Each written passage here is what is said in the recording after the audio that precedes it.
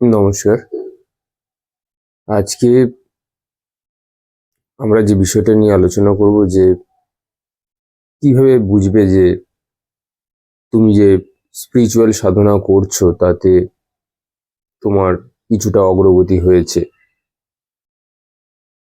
দেখো, প্রথম যে জিনিসটা মনে হবে, তোমার ফিল আসবে ভেতর থেকে যে তোমার না আর কোনো ভয় থাকবে না কোনো কিছু হারাবার জন্য। কোনো কিছু হারানোর জন্য আর তোমার আর কিছু ভয় থাকবে না।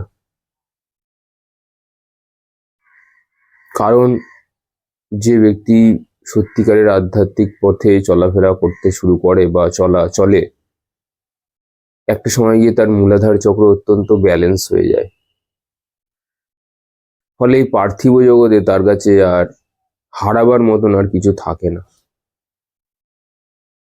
সে স্পষ্টভাবে দেখতে পায় যে এই যে কি জীবন, কি মৃত্যু, এগুলোর মায়াজাল থেকে কিভাবে থেকেও কিভাবে মায়া থেকে বেরিয়ে আসা যায়, সেই পথ সে জানে। সে সত্যিটাকে দেখতে পায়, ফলে ভয় তার আর থাকে না। নেক্সট পয়েন্টটা হচ্ছে, সে সবসময় নির্লিপ্তভাবে থাকে, কোনো কিছুতেই লিপ্ত হয় না। সে যাই কাজ করুক না কেন, যে কোনো রেসপন্সিবিলিটি পালন করুক না কেন, ঘরে অথবা বাইরে বা সমাজের জন্যে,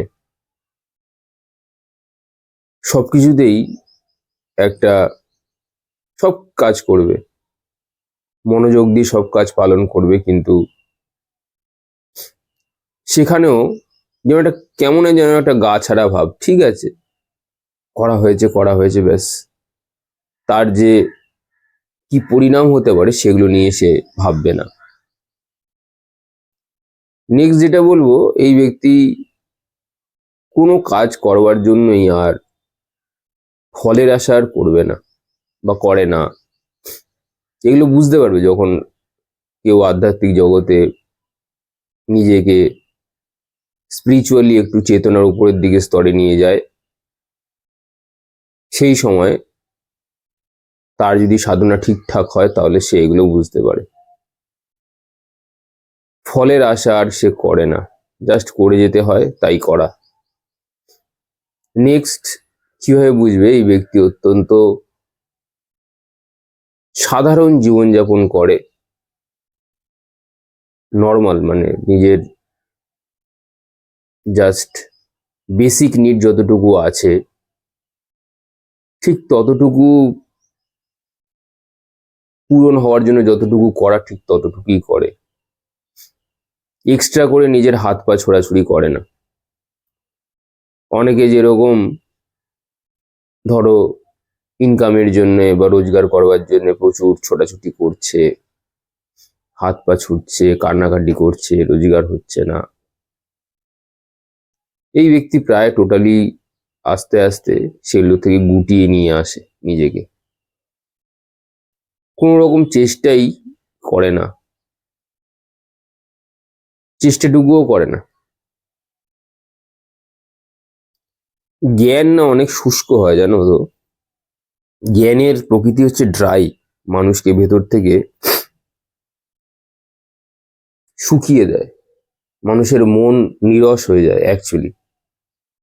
মন যখন নিরস হয়ে যায় তখনই সেই ব্যক্তি মনের উপরে উঠে যায় আসলে।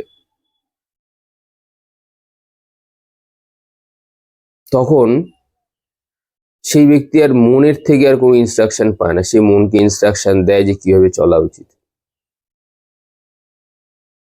এখন এই মুহূর্তে যা অবস্থাতে সবাই আমরা দাঁড়িয়ে আছি, আমরা সবসময় মনের কথা শুনতে বাধ্য। মন আমাদেরকে দিয়ে কাজ করিয়ে নিচ্ছে। কিন্তু ঠিকঠাক যখন সাধনা করে কোনো মানুষ এগোয়, তার যখন স্পিরিচুয়াল জ্ঞান বর্ধন হয়, তখন সেই ব্যক্তি আর মনের থেকে কোনো ইনস্ট্রাকশন নেয় না বা নেওয়া বন্ধ হয়ে যায়। মনের স্বভাব অত্যন্ত চঞ্চল, অস্থির। এই ব্যক্তি তখন অনেক বেশি ধীর এবং স্থির প্রকৃতির হয়। কথাবার্তার মধ্যে অত্যন্ত মার্জিত এবং হাম্বলনেস, ডাউন টু আর্থ, এই জিনিসগুলোকে দেখতে পাওয়া যায়।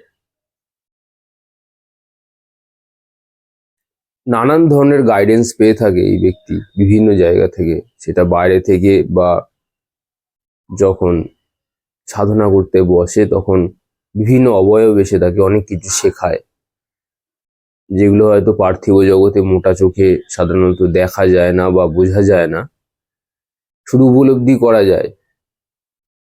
অনেকে শুনে হয়তো তাকে পাগল বা হাসাহাসি করতে পারে, কিন্তু বিভিন্ন রকমের গাইডেন্স ইউনিভার্সের থেকে সে পেয়ে থাকে। এবার যদি কেউ স্পিরিচুয়াল সাধনা করতে থাকে এই বাসনা নিয়ে যে আমার জীবন আরো সুন্দর হবে, আরো টাকা পয়সা অর্থ দিয়ে বৈভব দিয়ে আরো বেশি সুচারু হবে, তাহলে এই রকম মাইন্ডসেট নিয়ে স্পিরিচুয়াল সাধনা করলেও কোনো রকম উন্নতি লাভ হয় না। এইরূপ ব্যক্তি জীবনের থেকে প্রচুর বৈরাগ্য নিয়ে চলে। যেমন মানুষের থেকে দূরে থাকা, সচরাচর কারোর সাথে দেখা না করা। একদিনে কিন্তু এই ব্যক্তি এরকম ভাবে তৈরি হয়নি। তার কাছের এবং চারপাশের যে মানুষগুলো ছিল সেখান থেকেই তার বৈরাগ্য লাভ হয়েছে। তাদের ব্যবহার, তাদের চারিত্রিক ভঙ্গি, এই সমস্ত মানুষদের মন স্পর্শ করেছে অনেক আগেই। আমরা যখন জন্মাই তখন কোনো বাচ্চাই চায় না যে সে কারোর কাছ থেকে দূরে চলে যাক বা সন্ন্যাস নিয়ে সে কোথাও পালিয়ে যাক। কিন্তু প্রকৃতির এমন এক সুন্দর খেলা যে প্রকৃতি নিজের কাজকে করিয়ে নেওয়ার জন্যে কিছু অমূল্য মানুষকে তৈরি করে এই ব্যথা গুঁতো দিয়ে। এই যে দেখবেন যত বড় বড় স্পিরিচুয়াল লিডাররা এসছে চলে গেছে, বিবেকানন্দ হোক, রামকৃষ্ণ হোক, সারদা মা হোক, এদের জীবন কিন্তু কারো সহজ ছিল না। যদি একটুখানি অ্যানালিসিস করেন বা পর্যালোচনা করেন দেখবেন প্রত্যেকেই অত্যন্ত কষ্টের মধ্যে দিয়ে গেছেন, কারোর জীবন স্মুথ ছিল না। শ্রীকৃষ্ণের জীবন দেখুন, রামচন্দ্রের জীবন দেখুন, আপনি বলবেন না এদের জীবন স্মুথ, আপনি বলবেন বাপরে বাপ এত কঠিন জীবন।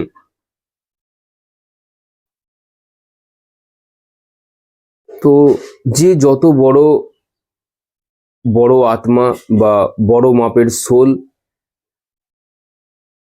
তার জীবন তত বেশি কঠিন এবং অত্যন্ত দুঃখময়।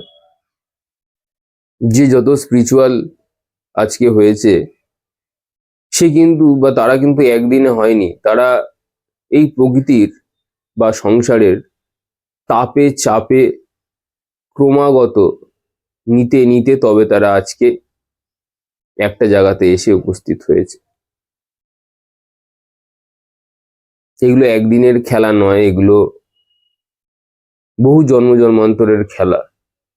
আমরা হয়তো ভুলে গেছি যে কি কাজ করে এসেছি, সেই কাজগুলোকে মনে করাবার জন্যে যে প্র্যাকটিসগুলো করে এসেছিলাম বা ছেড়ে আসা হয়েছিল, মনে করবার জন্য প্রকৃতি এরকম সংসার থেকে তাপ দেয় বা দুঃখ দেয়, যাতে আবার সেই বৈরাগ্য রূপ ধারণ করতে পারা যায়।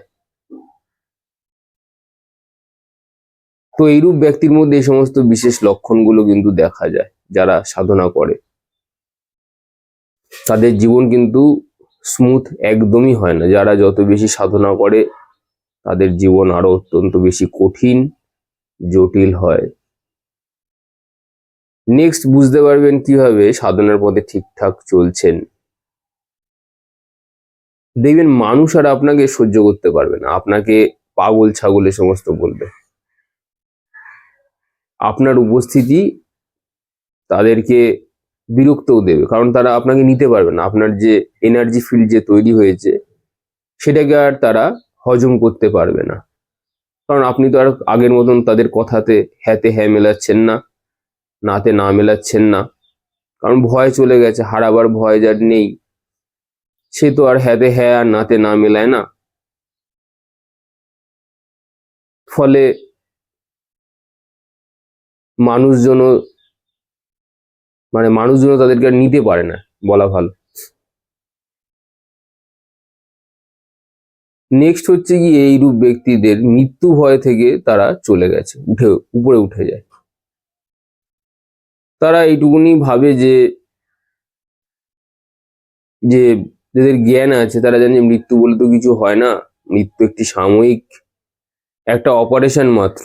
অপারেশন থিয়েটারে যেরকম অপারেশন হয় শরীরের থেকে এনার্জিকে আলাদা করবার জন্য, এটা একটা ছোট্ট একটা অপারেশন। শুধু তাই নয়, আমাদের মৃত্যুর যে প্রসেস যেটা প্রকৃতি করে, যে অপারেশনটা করে, সাটেল বডিকে ফিজিক্যাল বডি থেকে আলাদা করে, সূক্ষ্ম শরীরকে স্থূল শরীর থেকে যে আলাদা করে যে প্রসেস, সেটার থেকেও আরো জটিল প্রসেস হচ্ছে গিয়ে কিভাবে একটা মানুষ জন্ম নেয়। এই জ্ঞান তাদের মধ্যে থাকে। তো তারা চেষ্টা করে কি, যে তাদের কর্মগুলোকে যত তাড়াতাড়ি ডিসলভ করে দিয়ে এখান থেকে পালানো যায়। একেবারে পালানো ফিরে আসে না, পালানো কিন্তু খারাপ নয়। একেবারে তুমি যদি পালিয়ে যেতে পারো তাহলে এটা একদমই খারাপ নয়। পালাতে হলে পরে একেবারে পালাও, কোনো কিছু চাইতে হলে বড় কিছু চাও। ছোটখাটো জিনিস করে ছোটখাটো জিনিস মেনে চলে কোনো লাভ নেই, এইগুলো তারা বুঝে যায়। বিভিন্ন সংকেত এইরূপ ব্যক্তি পায়, দেখতে পায় এই প্রকৃতি বা ইউনিভার্সের থেকে। বিভিন্ন রকম যোগ, কলা কৌশল এবং বিভিন্ন রকম এনার্জি ফিল্ডকে ব্যালেন্স করবার মতন শক্তি বা জ্ঞান ইউনিভার্স এদেরকে দেয়। তা তো দেখুন দেবেই, কারণ তোমার জীবনে একটা পথ যদি বন্ধ হয়ে যায় আর একটা পথের দরজা কিন্তু ঠিক খুলে যায়। তোমাকে হয়তো মেটেরিয়াল ওয়ার্ল্ড থেকে হয়তো বরখাস্ত করা হয়েছে, তোমাকে আর সমাজের কেউ পছন্দ করে না, তাতে কি হলো, আর একটা দরজা ঠিক খুলে যাবে। সবার চোখে তুমি ঘৃণ্য, সবার চোখে তুমি দুর্বৃত্ত, সবার চোখে তুমি গুড ফর নাথিং, সবার কাছে তুমি মূল্যহীন। কিন্তু হতেই পারে হয়তো সেই একই ব্যক্তি প্রকৃতির কাছে অত্যন্ত মূল্যবান, অত্যন্ত কি বলে ওটাকে, অ্যাসেট, ফিক্সড অ্যাসেট, সম্পত্তি, প্রকৃতির সম্পত্তি। কারণ প্রকৃতি দেখে যে আমি মূল্যবান জ্ঞান বা গুহ্য রহস্য সেই ব্যক্তিকেই প্রদান করব যে আমার কথা ভাবে বা সমাজকে রক্ষা করার কথা ভাবে। এরম ব্যক্তি বড়ই দুর্লভ, তাই তাদেরকে চাপ এবং তাপ দিয়ে সংসারের তাদেরকে নিজের মতন করে প্রকৃতি গড়ে নেয়, মনকে স্থির করিয়ে দেয়, মনের উপরে উঠতে তাদেরকে সাহায্য করে। এরকম ব্যক্তির ইমোশন যত দিন যায় দেখবেন কমতে থাকে। সংসারের এত তাপ চাপ খাওয়ার পরে তার কিন্তু আর চোখ থেকে কিন্তু আর জল বেরোয় না। এখন আর তার আর চোখ থেকে আর জল বেরোয় না। এরকম ব্যক্তি যদি দেখেন তাহলে বুঝবেন সে সাধনায় সত্যি উন্নতি লাভ করেছে। এখন আর তার চোখ থেকে জল বেরোয় না, অত্যন্ত ম্যাচিওর সোল তৈরি হয়। সে প্রকৃতির দেওয়া সমস্ত রকম রঙ্গভঙ্গ অঙ্গি ভঙ্গি সব দেখে দেখে দেখে তবে আজকে এই জায়গায় উপনীত হয়েছে যে চোখ থেকে আর তার এক বিন্দুও দুঃখের জন্য কিন্তু আর জল বেরোয় না।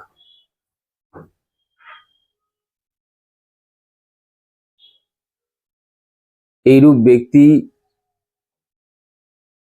স্পিরিচুয়াল পথে এগোনোর পরেও বিভিন্ন মানুষের কাছে তার কটূক্তি শুনতে হয়, কিন্তু সংসারের বিরুদ্ধে তার একটাও কমপ্লেন থাকে না। এইরূপ ব্যক্তির যে সাধনায় উন্নতি করেছে, তার একটা কোনো কমপ্লেন নেই, তার কোনো অভিযোগ নেই, অভাব অভিযোগ নেই। সবার অভিযোগ সে শুনছে, সারা দিন রাত হয়তো সে শুনছে যে আমার আজকে এটা হয়েছে, কাল সেটা হয়েছে। এই ব্যক্তিকে জিজ্ঞাসা করে যদি দেখো যে তোমার কি চাই, সে বলবে আমার কিছুই চাই না, সবকিছুই তো আছে।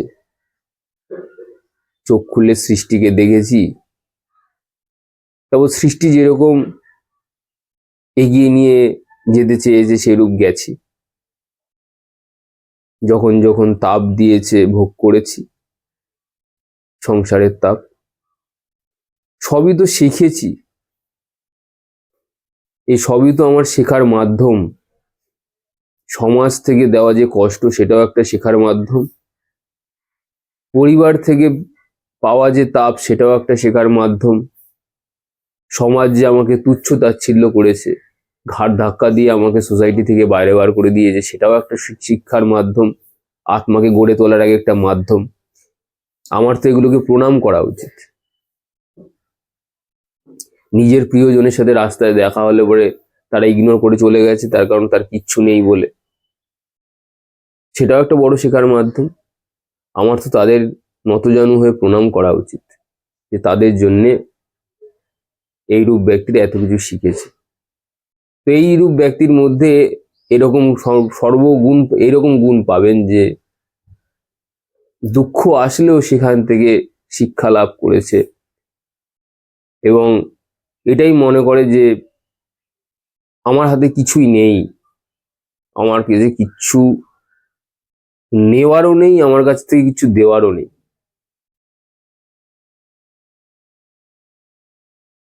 এরকম যদি কারোর মধ্যে দেখতে পান বা আপনাদের মধ্যে থাকে, তো ভাববেন যে আপনি সত্যিকারের স্পিরিচুয়াল সাধনাতে উন্নতি করেছেন।